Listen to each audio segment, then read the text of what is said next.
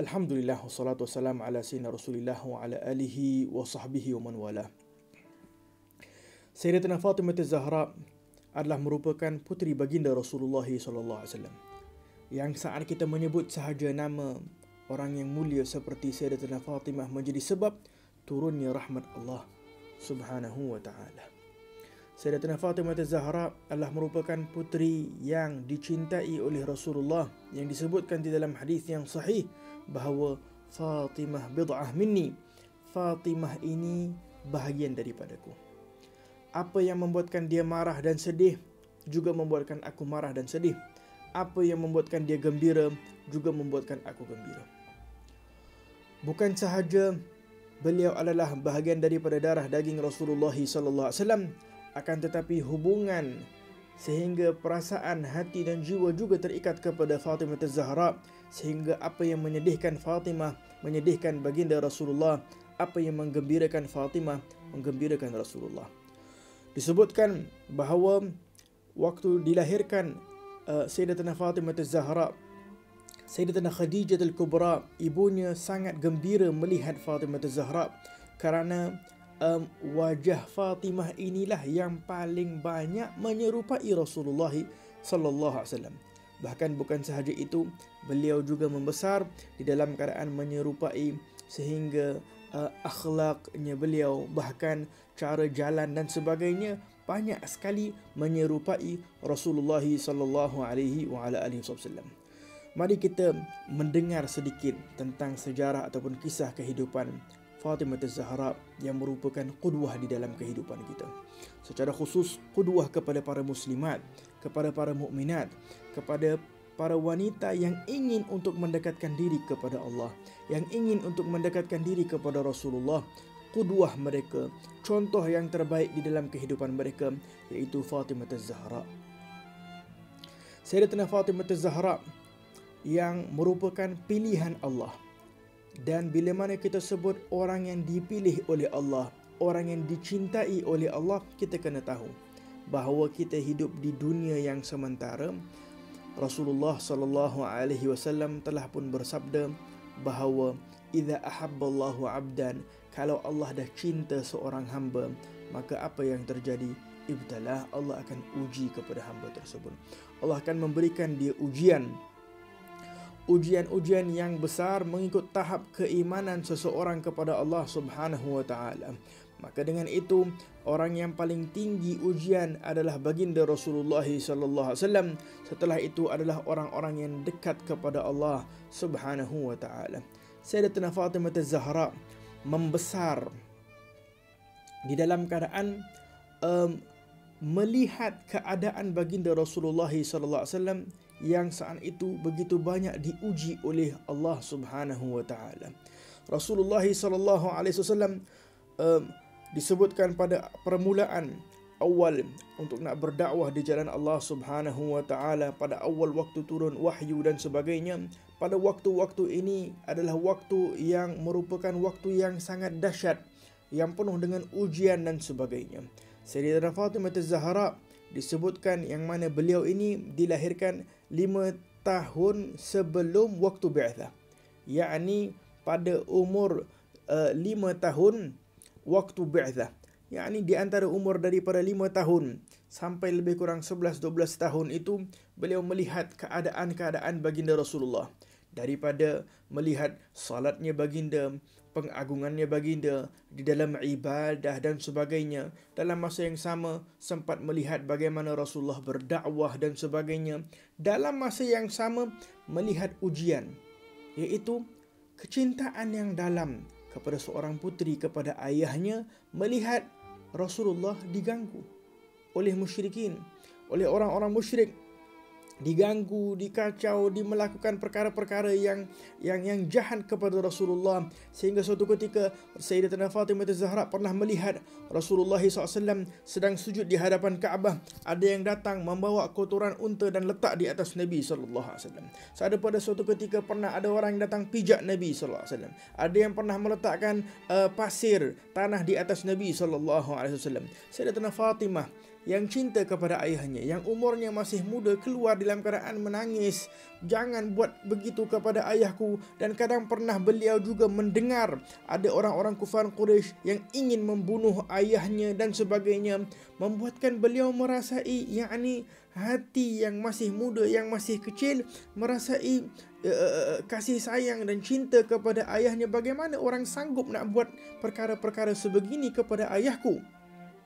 Akan tetapi Nabi Muhammad sallallahu alaihi wasallam nak tanamkan dalam jiwa anaknya, nak tanamkan dalam hati puterinya Fatimah Az-Zahra ini keyakinan kepada Allah Subhanahu wa taala. Wahai Fatimah, janganlah sedih.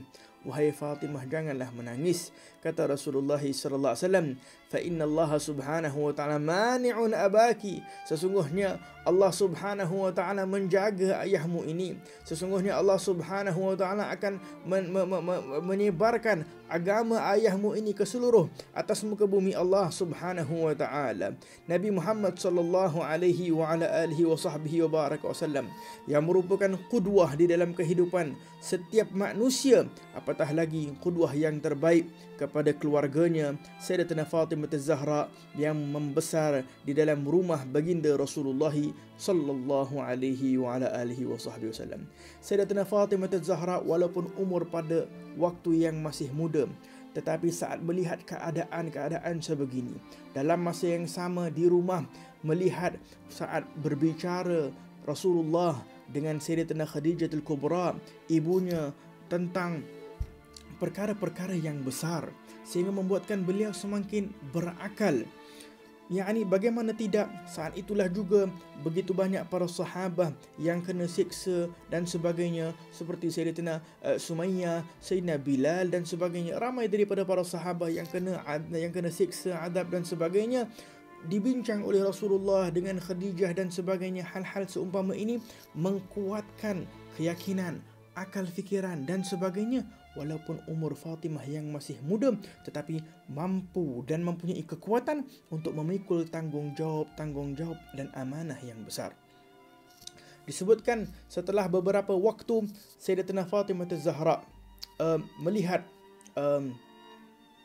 kadang ada keadaan yang menggembirakan, kadang ada keadaan yang menyedihkan. Keadaan yang menggembirakan, pernah suatu ketika kakaknya Sayyidatina Ruqayyah dan juga Sayyidatina Kalthum yang berkahwin.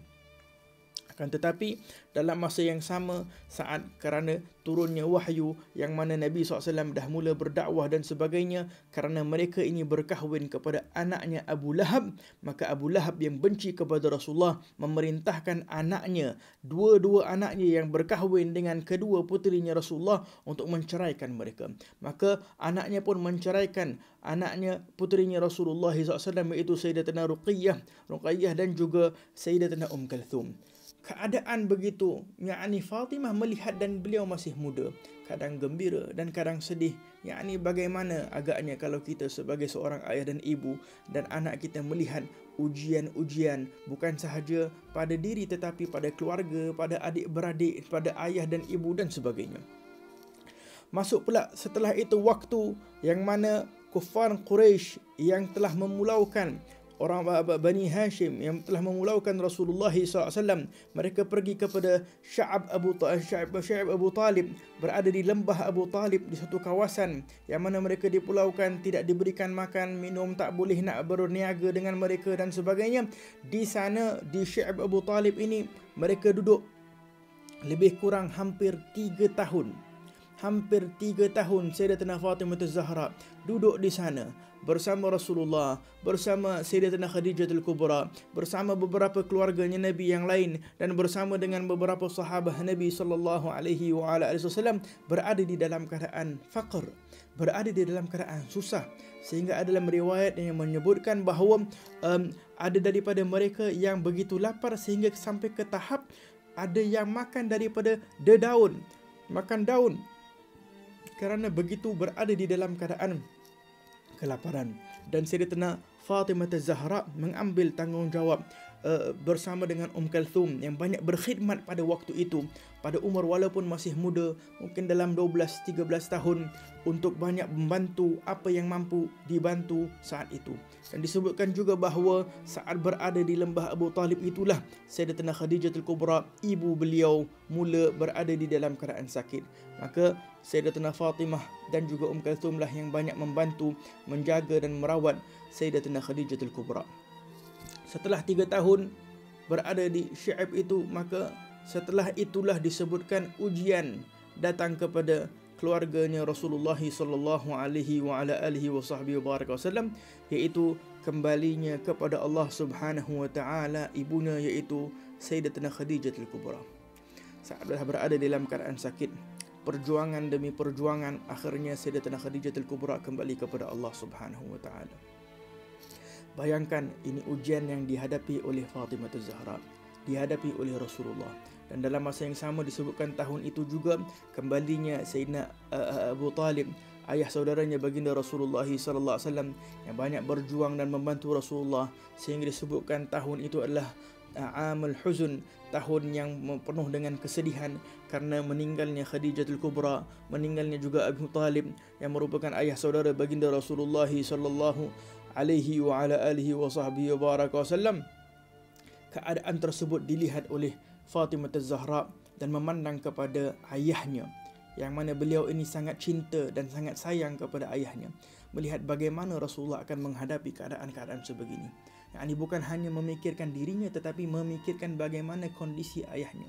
Dengan itu beliau ini, Sayyidatina Fatimah, digelar Abiha, ibu kepada ayahnya. Yani mempunyai sifat syafaqah, kelembutan, kasih sayang yang luar biasa. Dan Rasulullah, Sayyidatina Aminah, yakni ibunya, meninggal dalam keadaan beliau masih muda. Dan Sayyidatina Khadijah pula telah kembali kepada Allah. Sayyidatina Fatimah ni seolah-olah menggantikan Sayyidatina Khadijah, Sayyidatina Aminah, yakni di dalam keadaan syafaqah, rahmah, kasih sayang dan hubungannya yang kuat kepada Rasulullah sallallahu alaihi wasallam.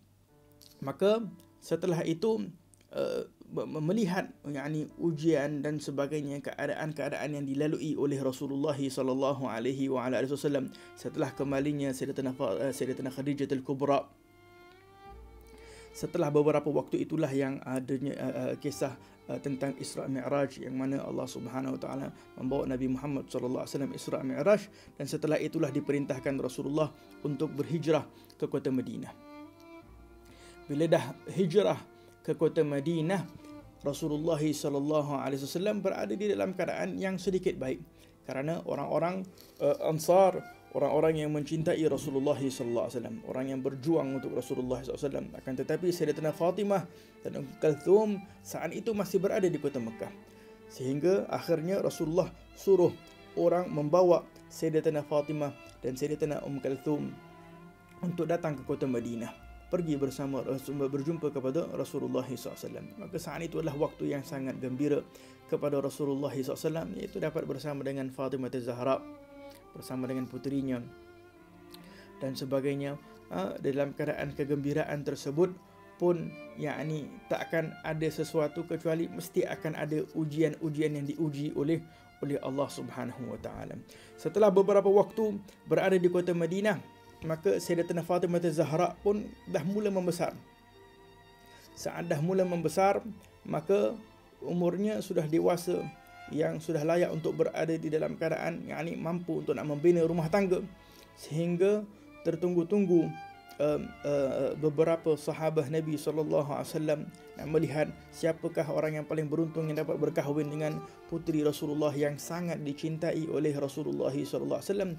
Turun perintah daripada Allah Subhanahu wa taala menyuruh Rasulullah mengkahwinkan Sayyidatina Fatimah Az-Zahra dengan siapa? Dengan Sayyidina Ali bin Abi Talib.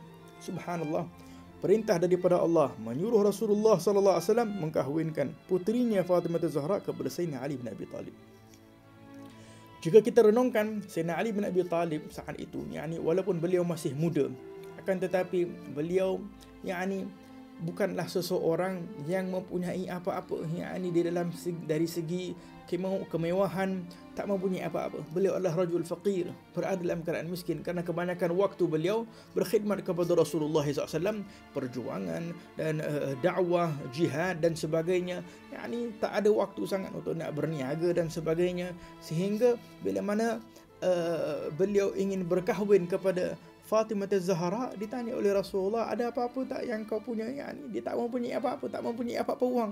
Ya Rasulullah, yang aku ada ni hanya pedang aku untuk nak berjihad, dan ada beberapa alat daripada alat perang.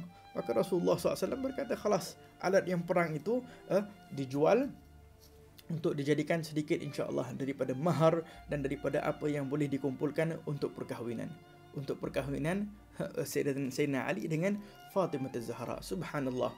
Yakni simple. Benda yang mudah, bukan perkara yang nak dipersulitkan dan sebagainya. Yakni bayangkan ini puterinya Rasulullah sallallahu alaihi wasallam, maka disiapkanlah rumah agak sedikit jauh daripada Rasulullah SAW. Saat itulah yang dia mampu. Dan kalau saat kita menyebut rumah pun bukanlah apa yang kita bayangkan rumah, yakni rumah besar. Sana hanyalah hujrah, yakni seperti bilik, akan tetapi sedikit jauh daripada rumah baginda Rasulullah SAW. Dihiaslah sedikit rumah tersebut dengan tikar, dengan bahkan disebutkan dalam riwayat ada perkara yang kadang menyedihkan, iaitu hanya dihamparkan sedikit pasir di atasnya dan disangkutkan seperti tali untuk nak sangkut baju. Yakni benda-benda yang sangat simple, yang begitu sangat tak ada apa-apa, bukan ada kemewahan dan sebagainya. Akan tetapi yakni yang penting ada surur, ada kegembiraan, ada ketenangan yang ada di dalam rumah tersebut. Maka berkahwinlah Sayyidina Ali bin Abi Talib dengan Fatimah Az-Zahra.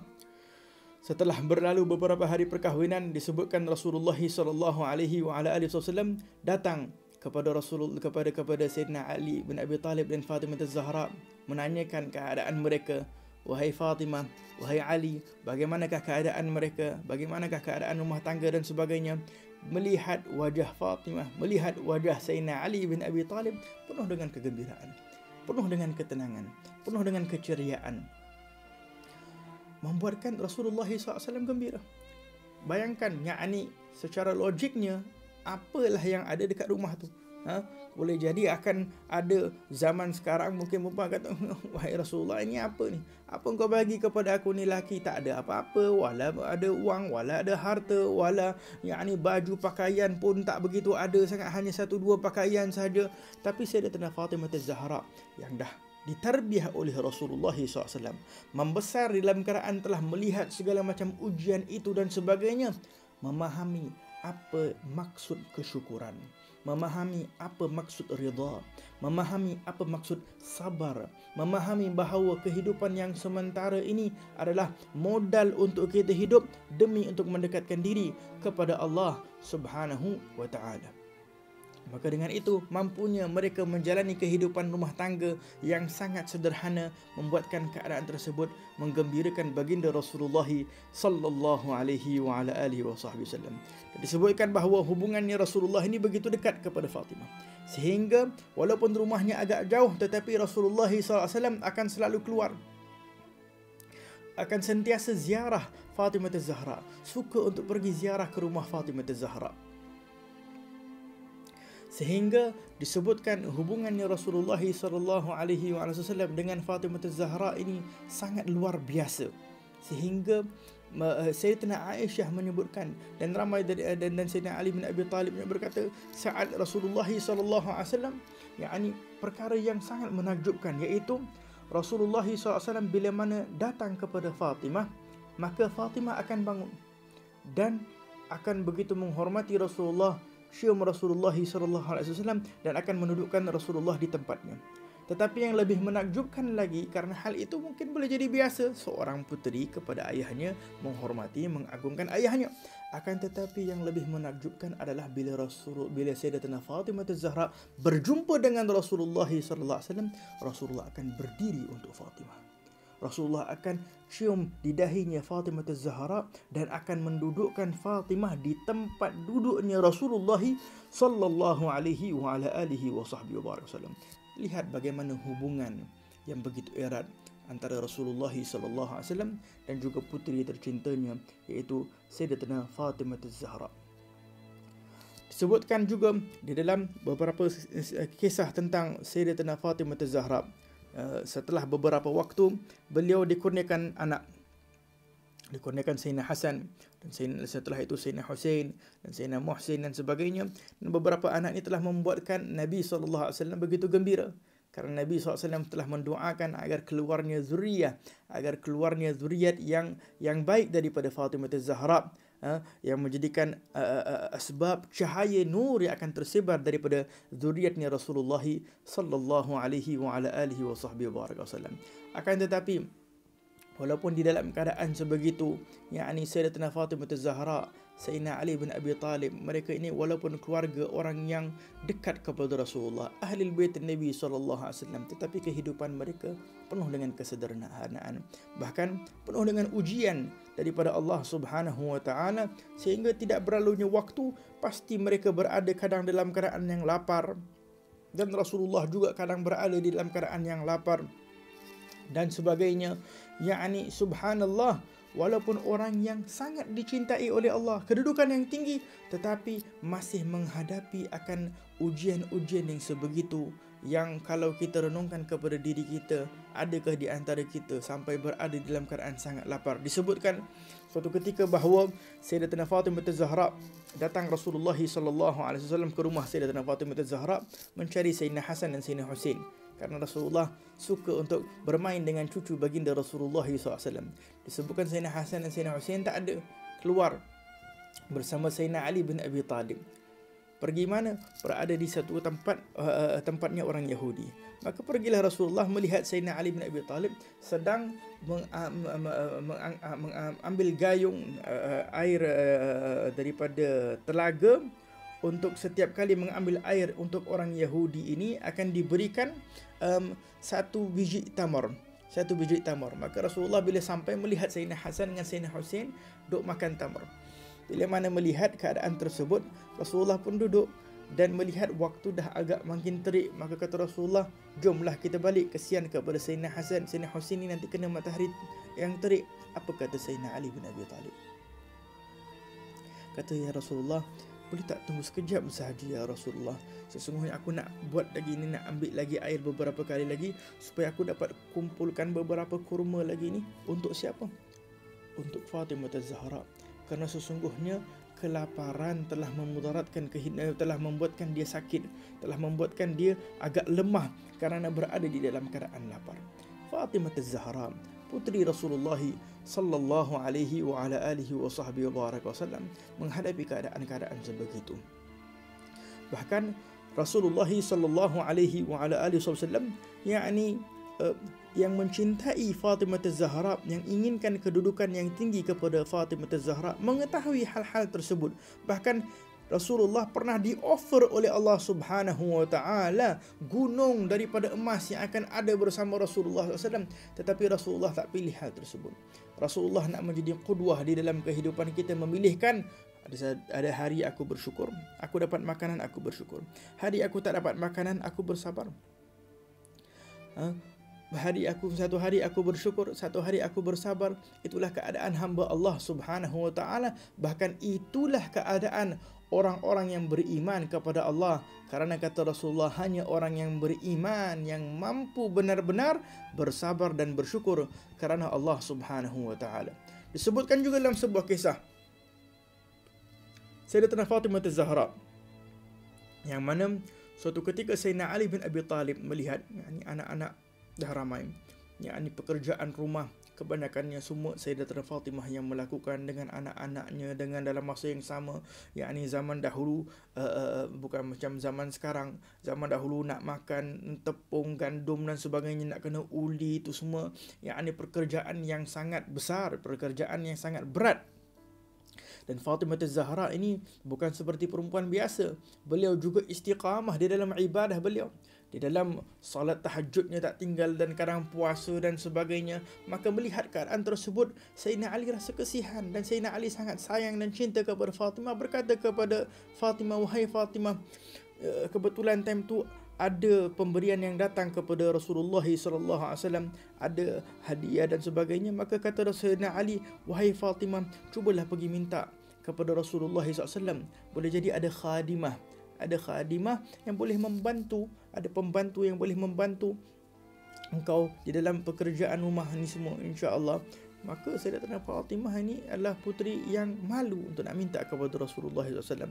Tapi dah Sayyidina Ali bin Abi Talib suruh, maka dia pun keluar untuk pergi kepada rumah Rasulullah SAW. Dan disebutkan dalam setengah riwayat bahawa Sayyidina Rasulullah kebetulan tengah tak ada. Maka Sayyidatina Aisyah melihat Fatimah Az-Zahra, berkata Rasulullah tengah tak ada, maka Fatimah pun balik. Di dalam keadaan Fatimah dah balik, waktu malam datanglah Rasulullah SAW. Kata Sayyidatina Aisyah, tadi Fatimah datang. Maka Rasulullah yang tadi penuh dengan kecintaan dan sayang kepada Fatimah, langsung pada waktu dah agak malam pergi kepada rumah Fatimah Az-Zahra dan Sayyidina Ali. Sampai di rumah Fatimah Az-Zahra dan Sayyidina Ali, dan disebutkan dalam riwayat Fatimah dan Ali dah hampir nak tidur, dah duduk atas tilam, dah duduk atas katil.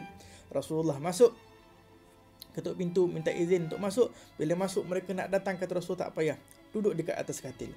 Rasulullah yang hubungannya sangat rapat dengan Fatimah, rapat juga kepada Sayyidina Ali bin Abi Talib, maka datangnya Rasulullah duduk di atas katil mereka.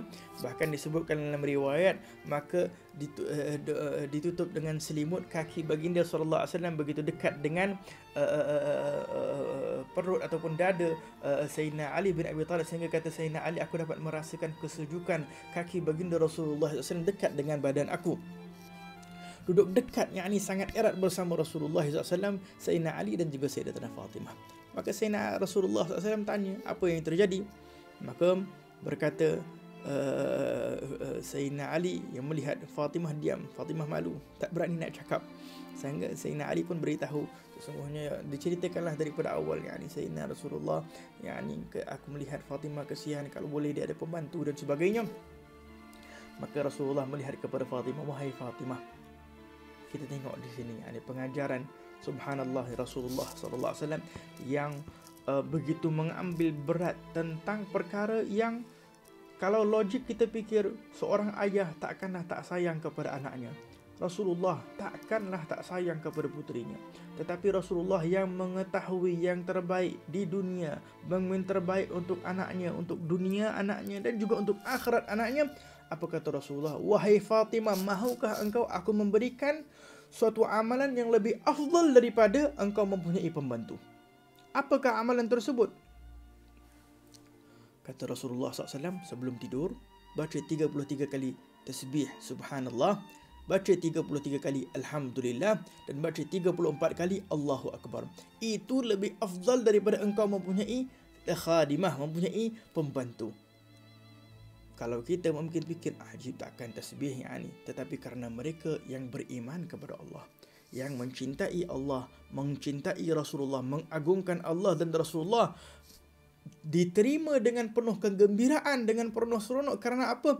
Ini bukan sebarang zikir, bahkan ini zikir dihadiahkan khusus dengan permintaan tadi, yakni khusus diberikan Rasulullah kepada Sayyidatina Fatimah Az-Zahra, sehingga tasbih ini kadang dinisbatkan kepada tasbihnya Sayyidatina Fatimah Az-Zahra.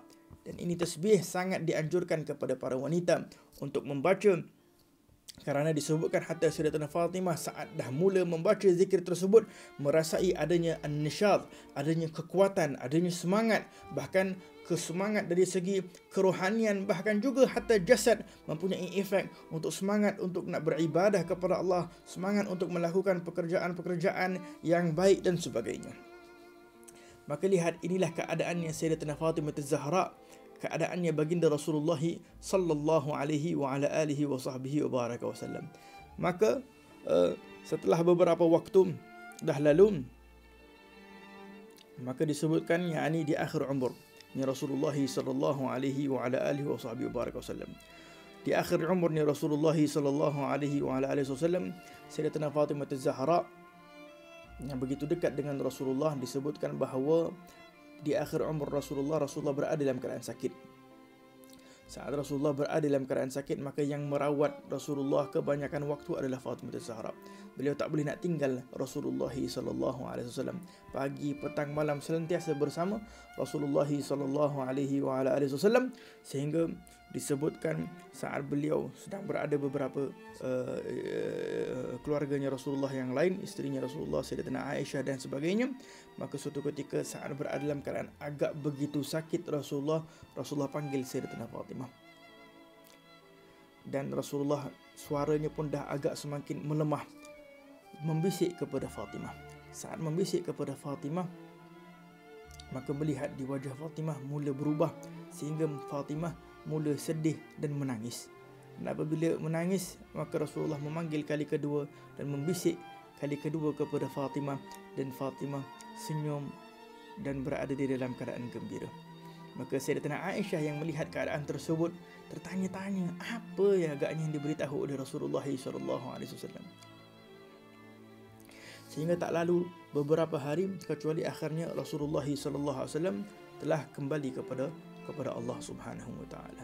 Telah kembali kepada Allah Subhanahu wa taala, dan umur ketika itu Sayyidatina Fatimah pun masih muda, sehingga dalam setengah riwayat menyebutkan tak sampai umur 30 tahun pun. Yakni masih sangat muda lagi Fatimah Az-Zahra. Melihat keadaan baginda Rasulullah SAW kembali kepada Allah Subhanahu wa taala, bagaimana agaknya yakni keadaan ini, ujian yang terbesar, nak menghadapi keadaan sebegini kepada Sayyidatina Fatimah, yang mana ibunya telah kembali kepada Allah. Bahkan disebutkan dalam riwayat, semua adik-beradik Sayyidatina Fatimah Az-Zahra semuanya dah kembali kepada Allah Subhanahu wa taala di dalam kehidupan Rasulullah. Yang tinggal hanya Rasulullah dan juga Sayyidatina Fatimah Az-Zahra, ni dua orang las. Ini dua orang las, maka Rasulullah dah kembali kepada Allah, tinggallah Sayyidatina Fatimah Az-Zahra. Bagaimana agaknya Sayyidatina Fatimah Az-Zahra nak menghadapi keadaan situasi ini? Disebutkan yakni ini bukan orang biasa, ini Nabi Muhammad yang kembali kepada Allah. Orang-orang yang besar seperti Sayyidina Umar bin Khattab, Sayyidina Ali bin Abi Talib, Sayyidina Uthman bin Affan, ini sahabat yang besar pun keadaan mereka pun tak mampu nak menghadapi situasi Rasulullah kembali kepada Allah. Disebutkan Sayyidina Umar bin Khattab sampai dah tak boleh nak berfikir dengan betul, yakni sehingga beliau marah kalau ada orang sesiapa yang memberitahu Rasulullah dah meninggal dan sebagainya. Sayyidina Ali sampai rebah badannya terduduk, dan Sayyidina Uthman bin Affan sampai tak boleh nak bercakap dengan sesiapa. Bagaimana Sayyidatina Fatimah Az-Zahra yang kita dah dengar sedikit sebanyak tadi tentang bagaimana dekatnya Rasulullah, bagaimana dekatnya Sayyidatina Fatimah dengan Rasulullah sallallahu alaihi wa ala alihi wa sahbihi wasallam. Setelah beberapa waktu itu datanglah Sayyidatina Aisyah bertanya, nak tahu apa yang tadi, yang waktu sebelum ini diberitahu oleh Rasulullah. Maka Sayyidatina Fatimah pun bagi tahu, kerana hari itu tak memberitahu kerana itu adalah rahsia. Maka sekarang setelah kembalinya Rasulullah SAW, maka Sayyidatina Fatimah pun memberitahu, wahai Aisyah, waktu awal dipanggil Rasulullah memberitahu kepada aku bahawa ayah aku memberitahu bahawa setiap tahun Jibril akan datang membaca Quran dengan aku, tadarus Quran kepada aku sekali setahun. Akan tetapi tahun ini 2 kali. Yakni seolah-olah aku akan nampak bahawa boleh jadi pada waktu inilah aku akan kembali kepada Allah Subhanahu wa taala. Yakni waktu sakit ini mungkin aku akan kembali kepada Allah Subhanahu wa taala. Mendengar khabar tersebut membuatkan Sayyidatina Fatimah pun menangis. Dan bila mana menangis, maka Rasulullah SAW memanggil kali kedua, wahai Fatimah, dibisik kepada aku dan berkata, wahai Fatimah, mahukah engkau kelak menjadi Sayyidatin Nisa, engkau menjadi penghulu akan seluruhnya wanita di dalam syurga Allah Subhanahu wa taala kelak di akhirah, kata Rasulullah sallallahu alaihi wa ala alihi wasallam. Dan kata Rasulullah, wahai Fatimah, ketahuilah bahawa engkaulah keluarga aku nanti yang paling awal akan ikut aku, yakni akan kembali kepada Allah Subhanahu wa taala setelah aku. Awwalu ahli alladhi lahiqan bi, yakni orang yang pertama yang akan kembali kepada Allah setelah aku. Subhanallah. yakni ada orang beritahu kita akan mati, kita akan kembali kepada Allah, membuatkan Fatimah gembira kerana mendengar Rasulullah memberitahu dia akan kembali kepada Allah. Fatimah masih muda, akan tetapi kecintaan, kerinduan kepada Rasulullah sallallahu alaihi wa ala alihi wa sahbihi wa baraka wasallam. Maka dengan itu disebutkan bahawa tak sampai 6 bulan Sayyidatina Fatimah yakni berubah keadaannya, yakni dah tak mampu nak senyum, yakni keadaannya sentiasa berada dalam keadaan rindu kepada Rasulullah. Begitu banyak kali, yakni kebanyakan waktu beliau hanya banyak menangis rindu kepada Rasulullah sallallahu alaihi wasallam, sehingga kata ulama beliau meninggal mati di dalam keadaan syahid. Syahid apa? Syahid al-mahabbah. Ini syahid yang paling tinggi, iaitu syahid kerana cinta, hati yang sangat cinta kepada Allah dan kepada Rasulullah sallallahu alaihi wa ala alihi wa sahbihi wa baraka wasallam. Dan disebutkan Sayyidatina Fatimah sebelum meninggal, satu perkara yang masih dipikir oleh beliau, yang beliau merasa risau, dan ini pengajaran kepada setiap daripada muslimat tentang bagaimana iffah, bagaimana Sayyidatina Fatimah yang menjaga imannya, yang menjaga dirinya, yang menjaga kemuliaannya. Sayyidatina Fatimah Az-Zahra memikirkan dan memberitahu kepada Asma, wahai Sayyidatina Asma, sesungguhnya yang masih membuatkan aku risau ini adalah yakni bila meninggal wanita akan hanya ditutup dengan kain, dibawa atas kayu dan ditutup dengan kain. Dan aku masih risau kalau ada orang masih boleh melihat, kerana boleh melihat bentuk badan walaupun dah kembali kepada Allah. Subhanallah, yakni bukan sahaja memikirkan tentang saat hidup, akan tetapi dah kembali kepada Allah pun masih mempunyai sifat malu untuk agar tak mahu ada lelaki ajnabi melihat bentuk badannya Fatimah Az-Zahra. Sehingga Sayyidatina Asma berkata, dahulu kami di Habasyah, kami melihat ada seperti keranda yang dilakukan, yang diletakkan kayu macam tu, dan setelah itu ditutupkan kain di atasnya sehingga tak nampak di dalam. Maka Fatimah Az-Zahra berada dalam keadaan sangat gembira, berkata, nah kalau itu saat aku kembali kepada Allah, aku meninggal, aku nak sangat dilakukan hal tersebut. Diwasiat dan diminta untuk dapat dilakukan hal tersebut kepadanya.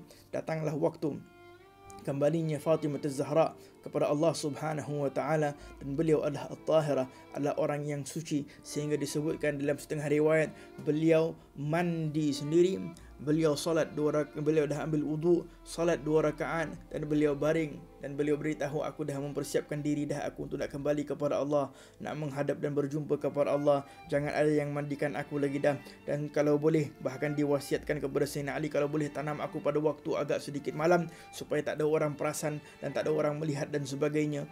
Akhirnya kembalilah Sayyidatina Fatimah Az-Zahra kepada Allah Subhanahu wa taala. Para yang mendengar, yang melihat hafizahukumullah subhanahu wa ta'ala, sedikit sebanyak daripada pengajaran yang kita dapat ambil daripada kisah Fatimah Az-Zahra ini adalah kita dapat mengetahui bagaimana ujian-ujian yang dilalui oleh Fatimah Az-Zahra, puterinya Rasulullah, menunjukkan yakni kehidupan yang kita melalui di atas muka bumi ini, kata Rasulullah, 60 hingga 70 tahun. Bahkan amat sedikit yang melepasi umur tersebut. Sayyidatina Fatimah Az-Zahra meninggal umur baru tak sampai, yakni lebih kurang tak sampai 30 tahun pun. Beliau telah kembali kepada Allah Subhanahu wa taala, menunjukkan kehidupan yang sementara di dunia. Kehidupan yang hakiki, yang sebenar bermula kelak di akhirat. Maka dengan itu segala kemuliaan terletak di akhirat. Apa sahaja ujian yang kita hadapi dan sebagainya, kuatkan iman, kuatkan keyakinan kepada Allah, kuatkan sabar kita kerana Allah. Carilah pahala di sisi Allah Subhanahu wa taala.